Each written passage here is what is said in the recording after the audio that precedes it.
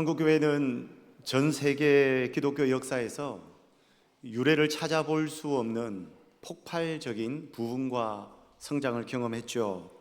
한국교회 부흥의 특별한 점 한 가지를 뽑는다면 뭐가 있을까요? 초기 한국 기독교 역사를 살펴보면 한국 기독교는 성경 기독교라는 별명을 얻을 만큼 한국교회 성도들은 성경 말씀을 사랑했습니다. 세계의 많은 신학자들, 기독교 전문가들이 한국 교회의 역사를 두고 성경 기독교라고 부른 것은 한국 교회 역사에 있어서 매우 의미 있는 별명인 것 같습니다. 한국 기독교의 시작을 우리는 알렌 선교사님, 언더우드 선교사님 또는 아펜젤러 선교사님의 입국 시점인 1884년 또는 1885년으로 여기고 있습니다.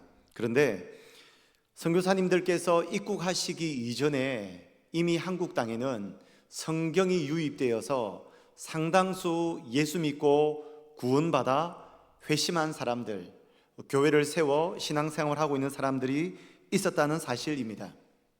선교사님들께서 입국하시기 이전 1816년에는 이미 영국의 함선을 통해서 충청도 마량진으로 성경이 들어왔습니다. 그뿐만이 아니죠. 1866년도에는 토마스 선교사님에 의해서 윌리엄슨 선교사님에 의해서 성경이 들어왔고 그 성경을 읽고 묵상하며 회심한 성도들이 많이 일어난 것을 우리는 알 수 있습니다. 특별히 중국에서도 다양한 방식으로 한국 땅에 성경 유입이 이루어졌는데 당시에 성경책을 들고 한국에 들어오다가 발각되면 사람은 감옥에 갇히고 성경책은 찢겨지고 불태워 없어졌습니다. 그럼에도 끊임없이 성경은 한국으로 들어왔습니다. 기록에 의하면 좀 특별한 성경 유입 방법이 있는데 그 중에 한 가지가 새끼 줄을 꼬을 때에 지푸라기 세 가닥을 서로 엉켜서 이렇게 꼬우잖아요. 그 지푸라기 세 가닥 사이에 성경이 기록된 종이를 꼬아서 지푸라기 사이에 집어넣어서 보따리를 메고 성경 내용이 한국 땅으로 유입이 되었다고 합니다. 그러면 누가 감시를 해도 발각이 되지 않고 집으로 돌아가 새끼를 풀어서 안에 종이를 꺼내어서 성경을 읽었다는 것입니다. 그러니까 한국 땅에는 선교사님이 들어와 기독교 시작은 1884년, 85년으로 기독교의 시작을 알리지만 그 이전부터 성경 말씀이 살아있는 말씀으로 한국 땅에 들어와서 수많은 사람들이 말씀을 읽고 예수 믿고 구원받는 역사가 나타났다는 사실입니다. 한국 기독교 초기에 활동하셨던 선교사님 중에 베티라는 목사님이 계신데 성경이 한국 복음화에 미친 영향을 역사책에 이렇게 기록하였습니다. 자막을 한번 보여주시죠. 오늘날 한국에는 성경이 뚫고 들어가지 않는 곳이 없다. 성경은 교도소와 병원, 나환자 수용소, 매춘굴, 도박판, 아편소굴, 그리고 궁궐과 가게를 통과하였다. 성경은 추악한 거지 소굴과 산중의 절간, 가난한 초가집, 어부의 거룻배와 뱃사공의 나룻배, 그리고 학교와 대학에까지 들어갔다. 그리하여 성경을 읽음으로써 이러한 모든 곳에서부터 거듭난 사람이 나타나고 있다. 정말 아름다운 한국 기독교의 유산과 같은 메시지입니다. 그만큼 우리 한국교회 성도들은 성경을 사랑하였고 말씀에 순종하기 위해 노력했습니다. 초기 한국교회 부흥을 이끌었던 핵심 사역 중에 한 가지가 말씀 사경회였습니다. 말씀 사경회, 한자로 풀면 조사할 사, 경전의 경, 성경경을 이야기하는 거죠. 그러니까 말씀을 조사하고 연구하는 모임이 말씀 사경회였습니다. 주로 초기 기독교 한국에서는 평양에서 말씀 사경회가 열렸는데 기록에 의하면 경상도 지역, 전라도 목포에서 무려 500km가 넘는 거리를 머리에 쌀자루를 이고 등에는 아이를 등에 업고 손에는 손때에 묻은 성경을 들고 사경회에 참석했다고 합니다. 약 12여일간 말씀을 집중적으로 배우는 그 시간, 그곳에서 말씀을 듣기 위해서 이 정도 열정을 가지고 성경을 사랑했다는 것을 알 수 있습니다. 이 초대 기독교 문헌에 자주 나오는 표현 중에 한 가지가 이 내용입니다. 손에는 때 묻고 다른 성경이 있었다. 여러분의 성경은 어떻습니까? 물론 성경이 때 묻고 손에 달았다는 것도 중요하지만 그만큼 성경을 사랑하십니까? 그만큼 성경을 날마다 펼치고 넘기며 주님께서 오늘 나에게 무엇이라 말씀하시는지 성경 사랑에 대한 열정이 여러분들에게 있습니까? 우리 교회는 내년도 2026년도 비전을 이렇게 정하였습니다. 예수를 읽다, 예수를 닮다, 예수를 읽고 예수를 닮아서 예수를 전하는 우리 수상교회 될 수 있기를 예수님의 이름으로 축복합니다. 이것을 영어로 표현하면 그런 것입니다. Reading Jesus, 예수를 읽는다는 것입니다. 제가 바라옵기는 우리 수상교회에 주의 말씀이 힘이 있어 흥왕하여 세력을 얻는 역사가 나타나서 우리 교회와 여러분들의 개인의 삶과 가정에 놀라운 말씀의 역사가 나타나기를 예수님의 이름으로 축복합니다. 오늘 본문의 배경이 되는 내용이 있죠. 예수님께서 예루살렘 양문 곁에 있는 베데스다라는 연못으로 가셨습니다. 이 연못에는 한 가지 전설과 같은 이야기가 있는데 천사들이 하늘에서 내려와서 연못의 물을 움직일 때에 가장 먼저 연못으로 뛰어 들어가는 환자는 어떤 질병을 가졌다 하더라도 즉시 치유된다라는 전설과 같은 이야기가 있었습니다. 예수님께서 베데스다 연못가에 가셨을 때에 38년 동안 병을 앓으면서 누워서 일어나지도 못하고 꼼짝도 하지 못하는 환자가 있었어요. 예수님이 그를 보면서 불쌍히 여기시며 주님의 말씀으로 그 환자를 치유해 주셨습니다. 그런데 환자를 치유하시고 고치셨는데 이것을 유대인들, 특히 종교 지도자들이 문제를 삼았습니다. 왜 문제를 삼았을까요? 환자를 고친 날이 안식일이라는 것입니다. 유대인들에게 있어서는 안식일 율법이 따로 수십 가지가 정해져 있었는데 그 안식일의 율법의 핵심은 그런 겁니다. 안식일 날은 하나님만 예배하기 위해, 하나님만 생각하고 하나님만 묵상하기 위해 모든 육체의 행위를 최소한으로 금한다는 것입니다. 그래서 방에 불을 켜서도 안 되고 불을 껐어도 안 되고 빨래를 해서도 안 되고 요리를 해서도 안 되고 아무것도 하면 안 돼요. 안식일은 그렇게 철두철미하게 육체적 행위를 금지했는데 세상에 우리 예수님이 안식일 날 환자를 고쳤다는 것입니다. 유대인들로서는 받아들일 수가 없어서 어떻게 안식일 날 환자를 치료하며 안식일 율법을 어기느냐라고 하며 그 사건을 계기로 예수님을 유대 지도자들이 핍박하기 시작합니다. 핍박이 도가 지나쳐 이제는 예수를 죽이려고 한다고 요한복음 5장에서 기록하고 있습니다. 어떻게 그들이, 성경을 그렇게 잘 아는 자들이, 율법을 철두철미하게 지키는 자들이 예수님을 죽이려 할 수 있을까요? 그때 예수님께서는 그들에게 어떤 대답을 하시냐면, 오늘 읽지는 않았지만 요한복음 5장에 보면 예수님이 아들의 권한, 하나님의 아들의 권한을 가졌다는 것, 그리고 예수님이 하나님의 아들이라는 증거에 대해서 그들에게 말씀하십니다. 여러분, 예수님이 하나님의 아들이라는 것, 우리의 구원자라는 것, 그리스도이시며 영생을 주시는 분이라는 것을 우리는 어떻게 증명할 수 있을까요?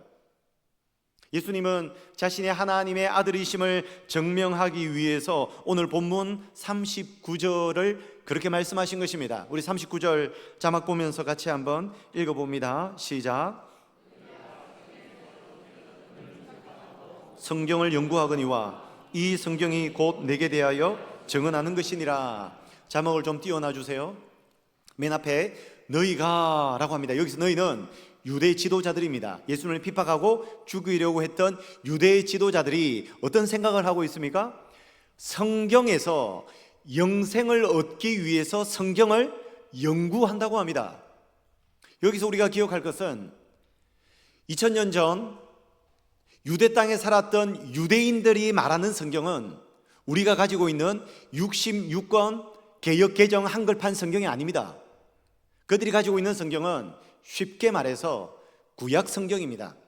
구약 성경을 두고 그들은 성경이라고 말했는데, 이 구약 성경을 그들이 영생을 얻기 위해서 열심히 연구를 했죠. 연구한 정도가 아니에요. 사실 그들은 성경 박사들입니다.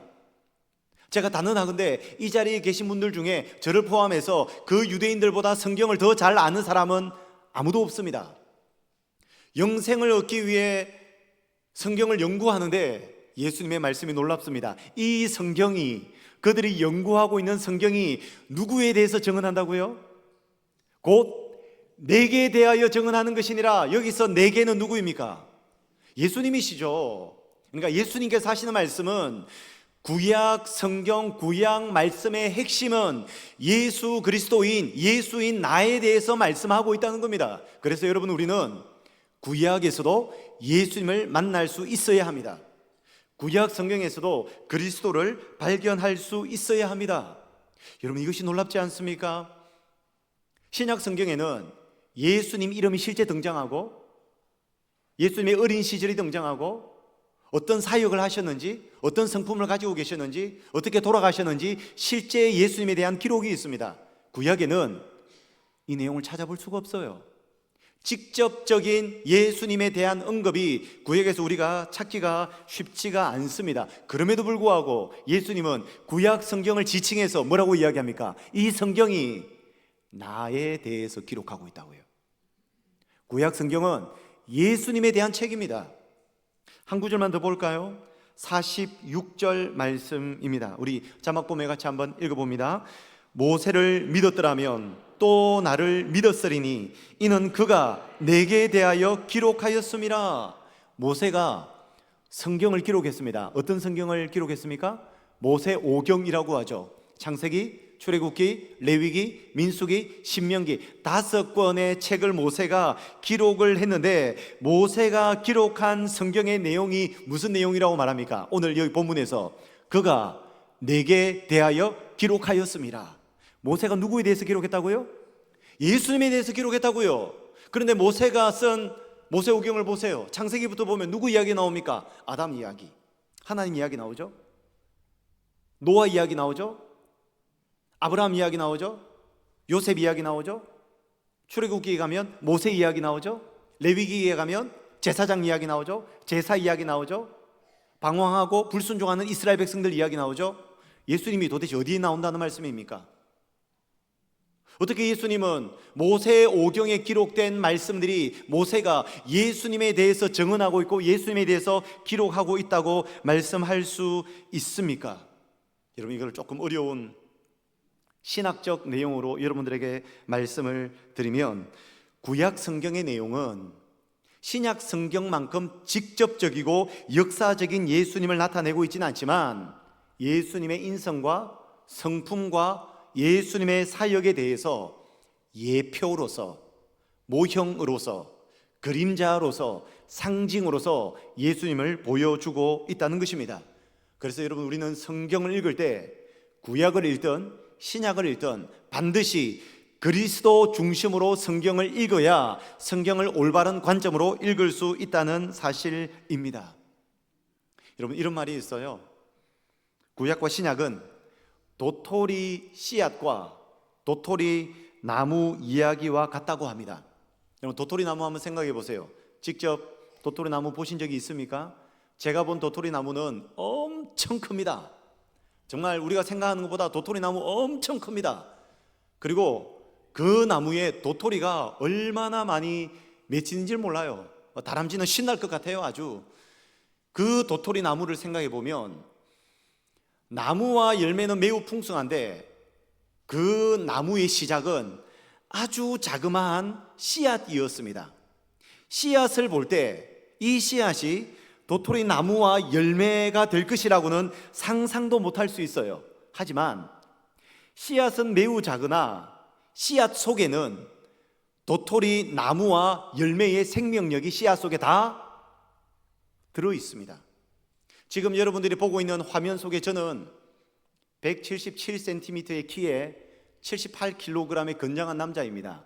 근데 제가 저희 어머니와 아버지에 의해서 수정되어서 처음으로 잉태되었을 때 그 눈에도 보이지 않을 만한 작은 어떤 모습에 지금의 모습이 감히 상상이나 되겠습니까? 하지만 그때 당시 수정될 때의 그 모습에 이미 저희의 모습이 그 속에 다 들어가 있는 것입니다.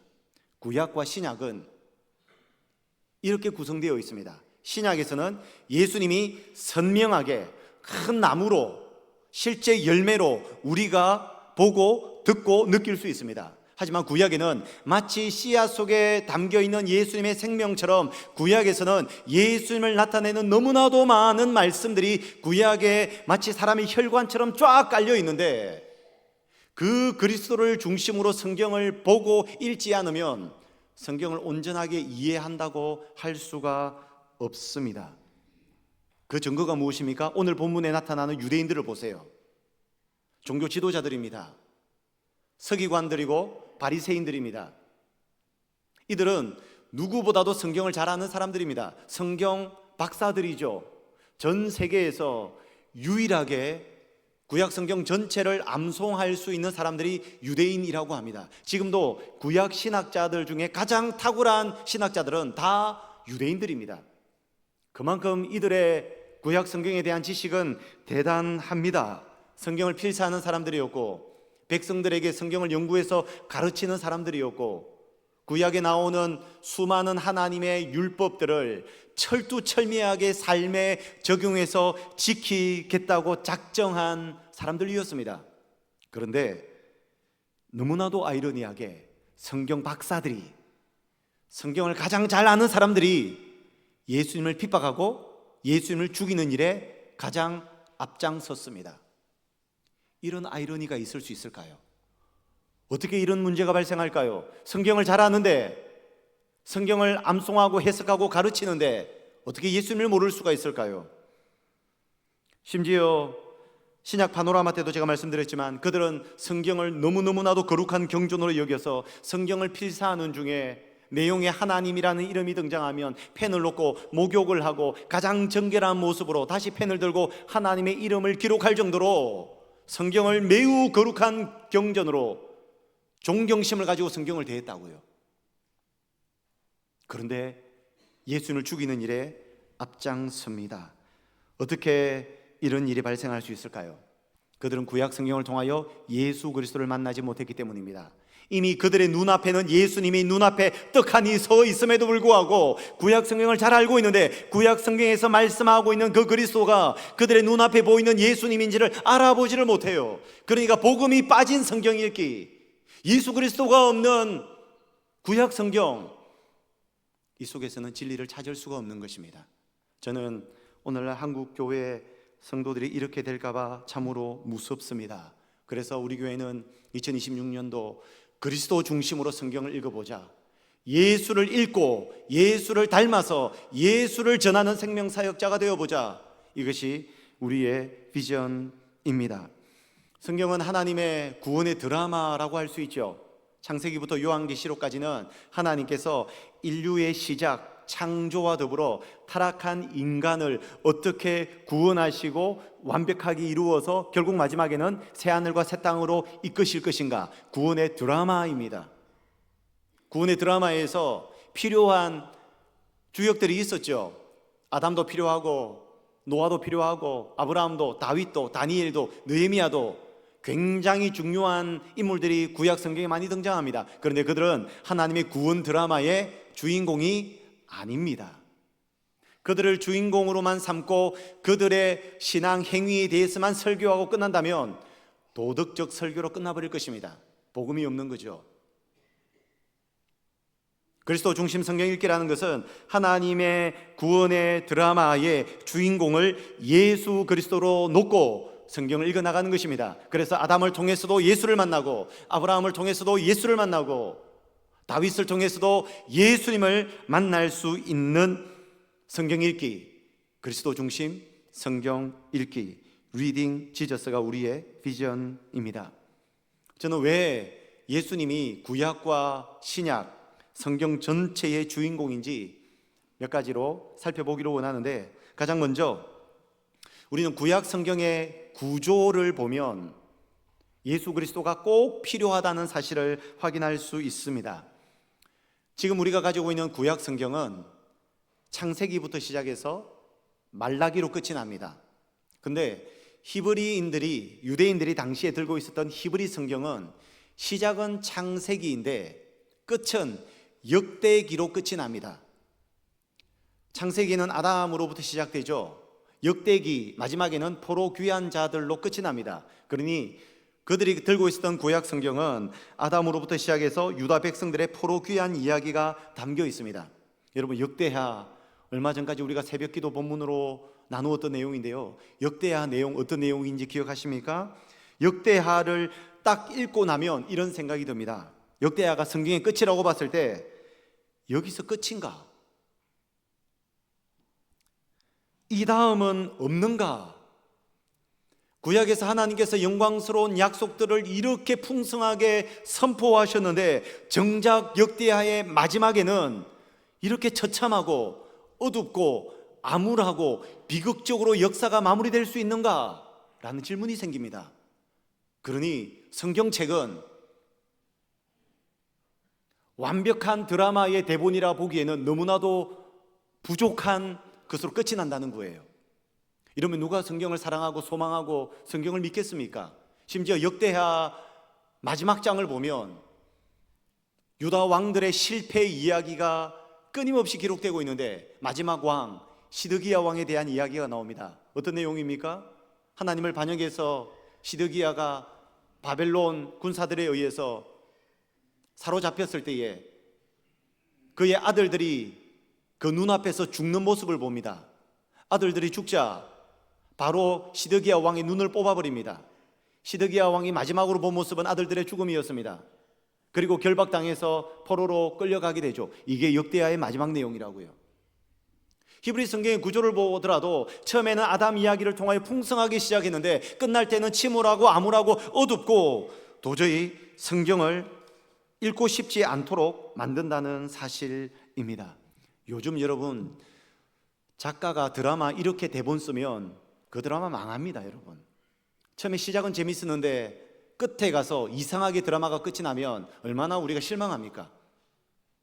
정말 구약 성경의 구조를 보더라도 구약 성경을 통해서 우리가 확인할 수 있는 것은 구약 성경 내용으로는 충분하지 않구나, 진짜 구원자가 필요하구나, 진짜 메시아가 필요하구나, 하나님께서 사람을 통해 구원의 드라마 역사를 이루어 나가시는데 사람은 부족하구나. 여러분, 구약에서 가장 하나님 구원 역사를 위해서 훌륭하게 일했던 대표적인 사람이 다윗 아닙니까? 다윗에 대한 이야기가 사무엘 하에 24장 기록되어 있습니다. 그런데 아십니까? 사무엘하 1장부터 10장까지는 다윗의 승승장구 승리 이야기를 기록하고 있으나 11장부터 24장까지는 온통 다윗의 실패 이야기입니다. 그래서 여러분, 다윗에 대한 기록 24장 중에 실패 이야기가 13장이고 승리 이야기가 여러분 11장이에요. 10장이고 14장입니다. 그러니까 우리는 다윗을 보든지 아브라함을 보든지 성경에 나오는 이스라엘 백성, 하나님의 구원 역사를 이끌고 가기 위해서 특별하게 선택한 이스라엘 백성들의 불순종을 통하여서 우리가 기대하고 바라는 것은 참된 구원자가 필요하구나, 참된 메시아가 필요하구나. 그 구원자가 누구이십니까? 예수 그리스도시죠.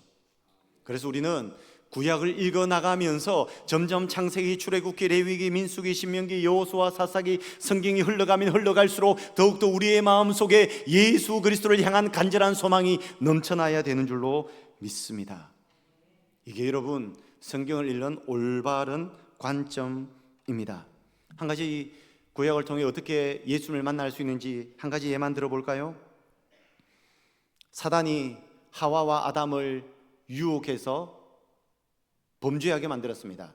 그런데 아담은 하나님께서 인류의 대표로 삼으셨습니다. 아담이 의인이면 그의 후손들이 의인이 되고, 아담이 죄인이 되면 그의 후손들은 전부 다 죄인이 됩니다. 왜냐하면 인류의 대표로 세우셨기 때문에. 아담은 결국 범죄하였습니다. 그 결과 아담의 후손으로 태어난 이 세상의 모든 사람은 죄인으로 태어났고, 그것은 여러분 자신, 제 자신을 보더라도 확실한 열매가 우리에게 찾을 수 있죠. 그런데 사도 바울은 예수님을 새 아담, 둘째 아담이라고 이야기합니다. 왜 그렇게 말씀했을까요? 예수님이 인류의 대표로서 아담이 실패했던 사단의 시험을 예수님이 이 땅에 오셔서 사단의 시험을 직접 받음으로 아담과 하와는 실패했는데 예수님은 시험에서 승리했잖아요. 아담이 인류의 대표로 범죄하여 모든 사람이 죄인이 된 것처럼 예수님이 인류의 대표로 십자가에 달려 돌아가시고 부활하셔서 예수님을 믿는 모든 사람들은 의인이 되는 역사가 나타났잖아요. 이 무슨 이야기입니까? 아담의 실패를 예수님이 승리로 바꾸셨다는 겁니다. 아담이 범죄했을 때에 인간에게 죽음이 찾아왔는데 죽음이 삼중적 죽음입니다. 육체가 죽었죠. 영적으로 하나님과 분리되는 영적 죽음이 발생했죠. 그뿐입니까? 영원한 죽음을 통하여 지옥 형벌을 받게 되어 있었습니다. 아담의 죄의 결과였습니다. 근데 인류의 대표로서 예수님이 오시사 십자가에 죽으시고 부활하셔서 이 죽음을 어떻게 이기셨습니까? 육체적 죽음은 우리의 부활을 통하여 회복되는 줄로 믿습니다. 하나님과 분리되는 영적 죽음은 예수 그리스도 십자가를 통하여 하나님의 보좌 앞에 담대히 나아갈 수 있는 줄로 믿습니다. 지옥 형벌을 받아야 되는 영원한 죽음은 예수 그리스도를 믿음으로 영원한 생명을 얻는 줄로 믿습니다. 곧 아담이 망쳐놓은 것을 예수님이 회복시킨 거예요. 그래서 우리는 구약 성경의 아담의 이야기를 통해서 미리 오실 예수 그리스도를 볼 수 있어야 된다는 거죠. 그게 구원의 드라마를 제대로 본다는 사실입니다. 그래서 구약을 읽어나갈수록 얼마나 예수님이 기다려지고 기대가 되는지 몰라요. 그래서 마태복음에 예수님의 족보가 나와서 예수님이 등장하셨을 때 우리는 환호해야 합니다. 우리 교회는 내년부터 그리스도 중심 성경 읽기 사역을 전개합니다. 영어로는 Reading Jesus. 이 사역을 잠깐 여러분들에게 소개하고 말씀을 마무리합니다. 우리 화면 한번 띄워주시면 감사하겠습니다. 그리스도 중심 성경 읽기는 크게 세 가지 방향으로 진행이 됩니다. 가장 중요한 것은 여러분들이 실제 1년 동안 성경을 일독하는 겁니다. 정확한 기간은 42주 동안 하루에 3장에서 5장씩 성경을 읽어나가는 것입니다. 담임 목사와 우리 부교육자들 그리고 우리 장로님들 모두가 함께 같은 속도로 성경을 읽고 예수 그리스도를 만나게 될 것입니다. 그런데 이 성경을 읽어 나갈 때는 철저하게 그리스도 중심으로 성경을 읽을 수 있도록 여러분들에게 길잡이를 제공할 것입니다. 저는 이것을 예수 그리스도 렌즈라고 말합니다. 예수 그리스도라는 렌즈를 여러분들의 눈에 끼워드려서 구약 성경을 통해서 신약에서도 그리스도를 예수님을 만날 수 있도록 도와드릴 것입니다. 이 사역을 위해서 크게 두 번째 슬라이드에 있죠. 그리스도 중심의 설교를 하게 될 것입니다. 이제 내년 주일 1월 5일부터는 여러분들이 한 주간 동안 읽을 성경 본문에서 설교 본문으로 선택해서 그 본문에 나타나는 그리스도 중심의 설교를 여러분들에게 제가 나누게 될 것입니다. 그럼 여러분들은 설교 말씀을 통하여서 이번 주에 읽을 말씀을 통하여 어떻게 예수를 만날 수 있는가라는 올바르고 건강한 영적 시각을 가지고 성경을 읽어 나가게 될 것입니다. 그러니 설교와 성경 읽기가 함께 간다는 것이죠. 그리고 온 교인들이 함께 진행한다는 것입니다. 게다가 영상 컨텐츠가 하나 있는데 웨스트민스터 신학교에서 여러분들이 한 주 동안 읽을 성경 분량에 나타나는 그리스도 중심의 신학을 영상 15분짜리로 일주일에 한 편씩 42개의 영상을 제공해 줍니다. 웨스트민스터 신학교에서 한국교회와 우리 수산교회를 위해서 아주 많은 금액을 투자해서 만든 영상입니다. 설교를 듣고 영상을 보고 한 주간 성경을 읽어 나갈 때에 우리는 건강한 신학의 근거에서 성경을 읽을 수 있다는 것입니다. 세 번째, 성경을 읽을 때에 절대 혼자 읽도록 내버려 두지 않습니다. 리딩 지저스를 신청하시면 신청자 전원 모두를 온라인 카톡 소그룹으로 서로 묶을 것입니다. 내년에 대면으로는 모이지 않습니다. 카톡으로만 함께 원하시는 멤버들끼리 카톡으로 묶어드려서 그 속에서 같이 성경을 읽으며 서로 독려하도록 만들 것입니다. 소그룹 구성도 여러분들이 하고 싶은 사람 이름 적어내시면 그대로 묶어드립니다. 가족끼리 하셔도 되고 교회 공동체 성도들과 하셔도 되고 어느 누구와 해도 상관없습니다. 원하시는 대로 소그룹을 묶어드릴 것이고, 카톡방에다가 아까 말씀드린 영상도 공유해드리고 매일마다 읽을 본문에 대한 자세한 안내도 여러분들에게 전달해 드릴 것이고, 또 오디오로 들으실 분들을 위한 딱 읽을 분량의 오디오 파일도 여러분들에게 올려드릴 겁니다. 그러니까 탁 눌러서 들으시면 되고 성경을 읽으시면 된다는 것입니다. 카톡이 안 되시는 어르신들을 위해서는 성경 읽기 표를 만들어서 읽은 것을 체크하게 하고 매주마다 잘 읽고 계신지 교회에서 직접 확인하며 서로를 독려할 것입니다. 그리고 카톡방에다가는 여러분들이 성경을 다 읽고 나면 한 가지 숙제를 드릴 겁니다. 성경을 다 읽었다면 매일마다 성경을 읽으신 분들은 카톡에 꼭 표시하셔야 됩니다. 어떻게 해요? 완독이라고 표시하시면 됩니다. 다 읽었다는 거죠. 이렇게 성경을 함께 읽어나가고 서로 격려하고 설교와 온 교회의 영적 분위기를 만들어 나갈 때에 저는 우리 교회의 주인이 예수 그리스도가 되실 줄로 믿습니다. 예수를 읽고 예수를 닮아서 예수를 전하는 생명 사역하는 교회가 될 줄로 믿습니다. 저는 우리 교회가 어떤 모습이 되기를 원하는가를 나타내는 가장 정확한 성경 구절 하나가 있다고 생각합니다. 사도행전 19장 20절 말씀, 이 본문을 읽고 말씀을 마치겠습니다. 같이 읽습니다. 이와 같이 주의 말씀이 힘이 있어 흥왕하여 세력을 얻으니라. 아멘. 하나님 아버지 감사합니다. 주의 말씀 외에는 어떤 것도 변화시킬 수가 없고 회복시킬 수가 없습니다. 예수 그리스도만이 참된 구원자이시며 우리 인생의 참된 중보자이시며 우리 인생의 나침반이며 길잡이인 줄 믿습니다. 예수님을 믿고 예수님을 읽고 예수님을 닮아 예수를 전하는 생명사역자 되게 하여 주시옵소서. 예수님의 이름으로 기도하옵나이다.